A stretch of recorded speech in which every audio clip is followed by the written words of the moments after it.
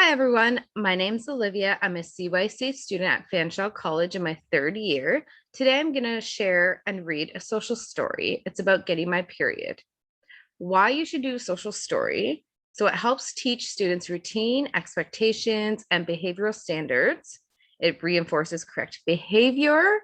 The information is presented in an easy and clear way with pictures and with words. It provides visuals. You can also personalize them to the needs of the child or student. It helps student in the learning process as well. So you can easily get social stories either by your teacher if you need one. You can ask them to help you, by your parents. You can also go online and Google some social stories relating to the areas that you need help with. So to begin our social story, it is about getting my period. So this story is about for girls who are about to get their periods or they have their periods. So let's begin. I am a girl. That means my body is a little bit different to a boy's body.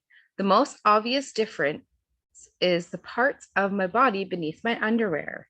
I have a vagina and a vulva, but boys have a penis and testicles. These parts are called genitals. Everyone has them, but don't see them very often because they're private. So we keep them covered with clothes. Bodies are pretty cool. As we get older in years, our body starts to grow and change. When I was first born, I was a tiny baby and I had no teeth or hair. But since then, my body has grown hair and teeth, and I got taller, much taller. Bodies change because they are amazing. In the next few years, my body will continue to change. It's been a while since I noticed big changes in my body, so these new changes may be a bit surprising for me. I will probably start to grow breasts. Some people call these boobs or bosoms. There are a lot of different words for them, but their proper name is breasts. I will also start to grow hair in new places, such as under my armpits or between my legs near my genitals. This type of hair is called pubic hair. It will probably look different to the hair on my head. It might be a different color and it will probably be a bit curly, and that's okay. I don't need to brush my pubic hair like I do my hair on my head. I also don't need to use shampoo or conditioner on my pubic hair. I just need to use my normal body wash to wash it to make sure it stays clean. There's one more big change that will happen to my body sometime soon. Maybe it will happen next month or in 2 years' time. No one ever knows for sure when this change happens to them. So that's why I'm telling you now, so you can be prepared and know about it when it happens. This is called menstruation. Wow, that's a big word, hey? You can say it too. It's just like men, stray, shun. Menstruation. Because it's such a big word, people generally call it a period. Have you ever heard older girls in the school toilets talking about getting their period? They're talking about menstruation. Or maybe you heard your mom or another grown up talk about it. Menstruation happens to every girl. Most often, girls get their period around the age of about 10 to 13. But some girls might get it younger or they might get it older, and that is totally okay and normal. Periods generally last about 5 days. Sometimes they're shorter or longer, maybe only 3 days, maybe sometimes 7 or 8 days. Periods happen every month for most girls. Usually, you'll get another period about 20 days after your last one started. But what is a period? What happens during menstruation? If you have these questions, let me explain. Inside our body, we all have organs.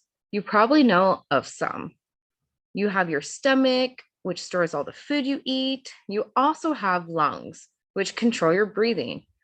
Both boys and girls have these organs. But there are some organs that only girls have too. One of them is called the uterus.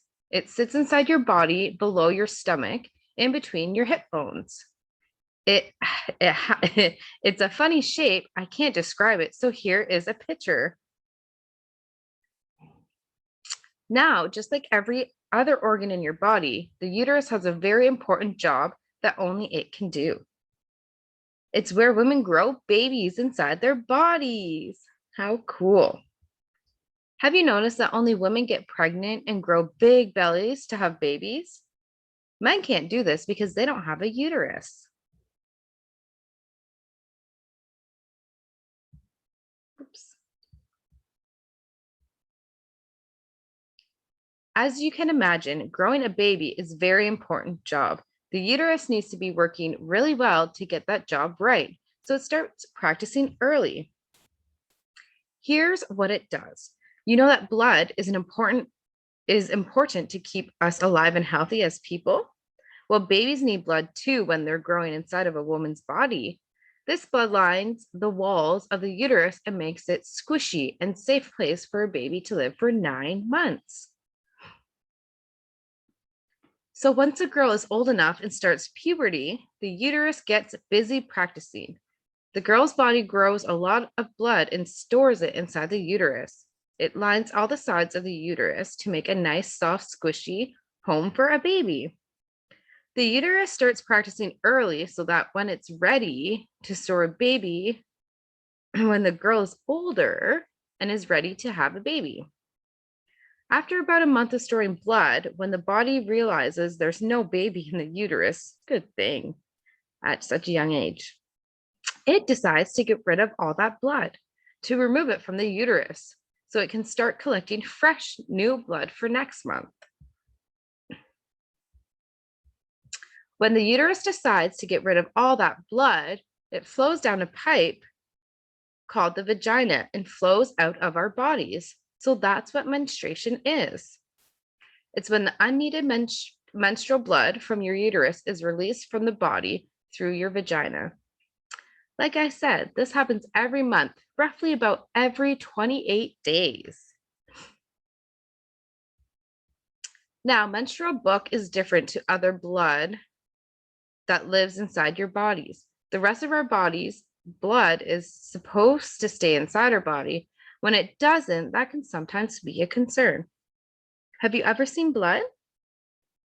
Maybe you fell over and scraped your knee or cut your finger on some scissors, or maybe got bumped in the nose and got a nosebleed.